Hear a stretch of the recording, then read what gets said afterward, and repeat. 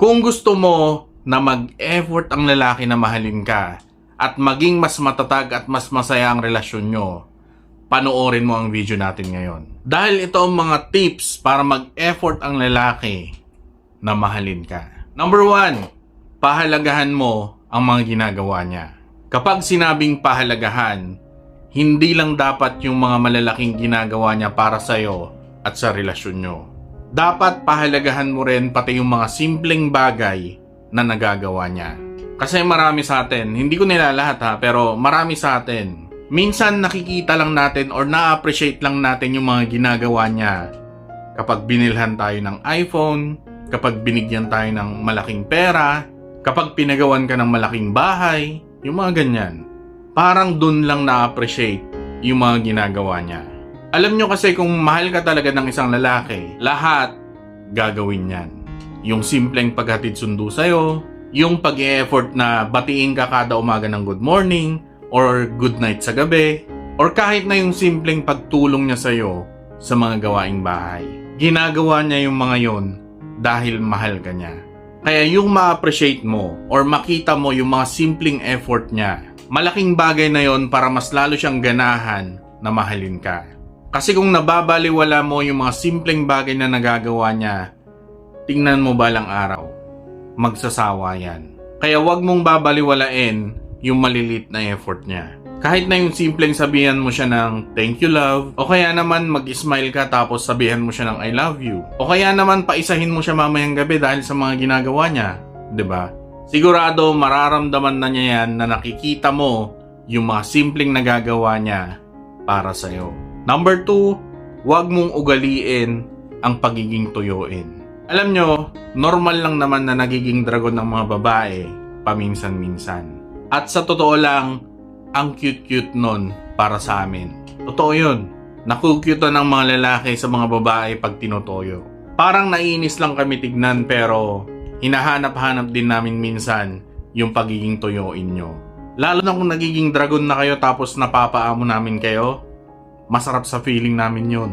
At walang kaso yan kung talagang mahal na mahal ka ng isang lalaki. Pero, kung ginagawa mo ng part-time job ang pagiging tuyuin mo, alam mo yung sa isang araw, 5 beses or 10 beses ka tuyuin, ibang usapan na yun.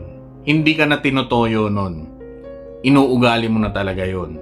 Kaya para maiwasan yan at kung may mga bagay na gusto kang sabihin sa kanya or gusto kang iparating, dapat explain mo sa kanya ng mabuti. Dahil hindi naman mind reader ang mga lalaki para hulaan yung mga nasa isip nyo. 'Di ba? May mga ilang lalaki lang talaga na kaya nilang basahin yung mga toyo ng jowa nila. Pero, hindi lahat ganon. Kaya mas maganda kung kausapin mo siya. Sabihin mo sa kanya kung bakit ka naiinis or kung bakit ka nagagalit. Para nang sa ganon ay mabilis niyang maayos yung problema. 'Di ba? At syempre kung walang maraming drama, mas makakapag-focus siya sa pagmamahal sa'yo. Mas makakapag-focus siya kung paano kanya mahalin or kung paano kanya pasiyahin. Kaysa uubusin niya yung oras niya sa panghuhula kung bakit hindi ka na naman kumikibo. 'Di ba?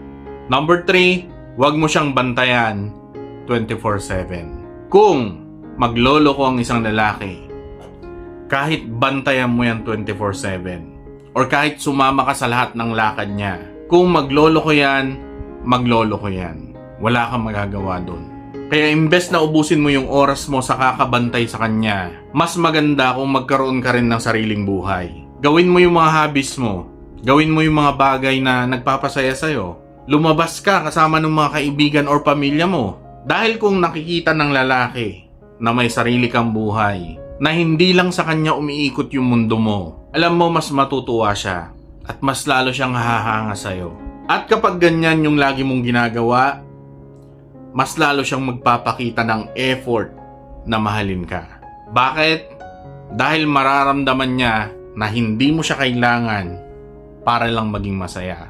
Na kung gumawa siya ng kalokohan, hindi ka magdadalawang isip na iwan siya dahil hindi mo siya kailangan para mabuhay or para maging masaya. Kaya sigurado magtitino yan at mas lalong mag-i-effort pa siya na mahalin ka para hindi ka tumingin sa iba. Number 4, respeto kahit galit ka.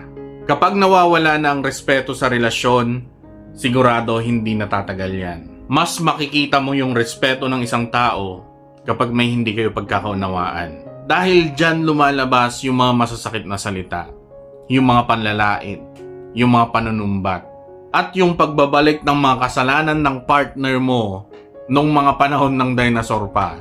Kaya kung makikita ng lalaki o mararamdaman niya na may respeto ka pa rin sa kanya kahit na galit ka na, mapapansin mo, mas mag-e-effort yan na ayusin yung problema. At mas mag-e-effort siya para baguhin kung ano man yung mga pinag-aawayan nyo. Or pilit niyang babaguhin yung mga bagay na hindi mo gusto sa kanya. At sigurado, mas magiging mabuting partner siya para sa'yo. Siguro sasabihin mo, Kuya, paano naman kung siya yung walang respeto sa akin? Huwag mong papagurin yung sarili mo, kakasabi sa kanya na irespeto mo naman ako. Dahil hindi makikinig yan kung sasabihin mo lang sa kanya na irespeto mo ako. Kaya ang gawin mo, mas maganda kung kausapin mo siya na maayos at sabihin mo sa kanya na nasasaktan ka sa mga ginagawa niya or sinasabi niya.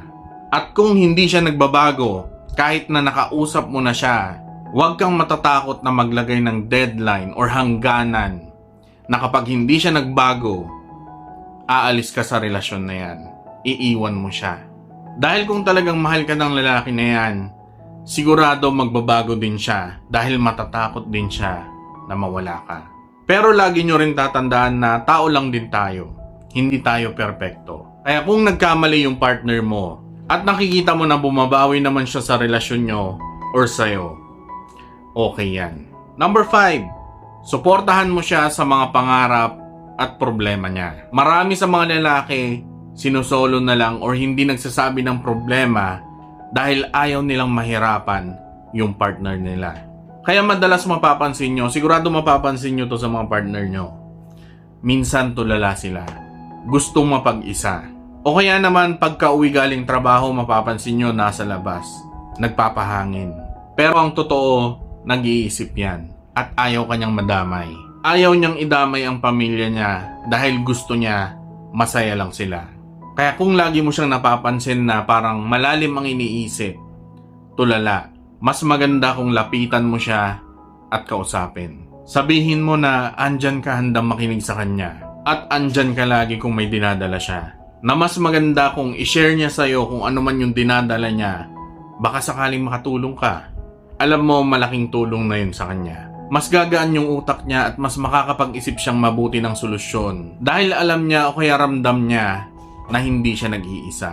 Dahil pansinin nyo, karamihan ng mga successful na lalaki, lagi nilang bukang bibig na kaya nila naabot yung estado nila sa buhay dahil sa partner nila. Dahil may supportive silang partner. Meron silang inspirasyon para gawin yung mga imposible para sa babaeng pinakamamahal nila. Number 6, iparamdam mo na may tiwala ka sa kanya. Kung gusto mo na mas lalo siyang mag-effort na mahalin ka, iparamdam mo na may tiwala ka sa kanya.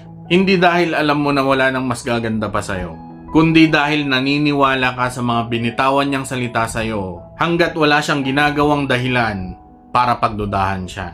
Dahil kung may tiwala ka sa lalaki, mas lalo yan mag-e-effort para hindi lang masira yung tiwala mo sa kanya. Lalo na kung matinong lalaki yan. Mas tuto pa rin niya yung mga pangako niya sa'yo at mas iingatan niya yung relasyon nyo. Dahil alam niya na naniniwala ka sa kanya. Dahil kung pagod na nga siya dun sa trabaho niya, sobrang stress na siya, tapos panay duda ka pa, tapos lahat ng gagawin or pupuntahan niya bantay sarado ka, kailangan laging naka-update. Hindi nagtatagal yung mga ganyang relasyon. Pero syempre hindi kita masisisi kung nasira na dati yung tiwala mo sa kanya, kaya ka nagkakaganyan. Pero promise, maniwala ka, hindi makakatulong yan.